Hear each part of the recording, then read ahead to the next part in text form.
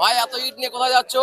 আমরা যাচ্ছি বাবরির মসজিদ হবে এখানে, তাই বাবরির মসজিদের জন্য আমরা সবাই ইট নিয়ে যাচ্ছি। এখান থেকে ইট নিয়ে যাচ্ছ, অনেকটা দূর তো, এতটা নিয়ে যেতে আমরা পারবে? অনেকটা তো কি, আমাদেরকে যদি 10 কিলোমিটার এইভাবে যেতে হয় তবু আমরা যেতে রাজি আছি, সবাই মাথায় করে ইট নিয়ে।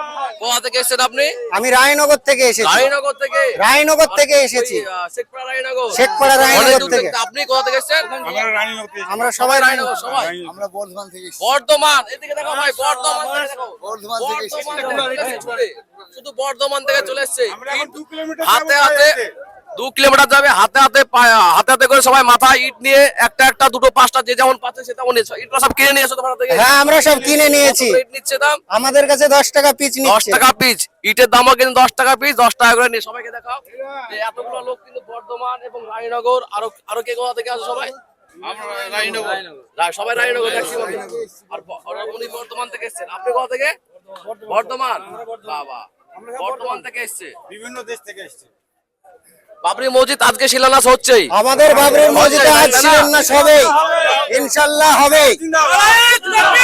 আল্লাহু আকবার, আল্লাহু আকবার।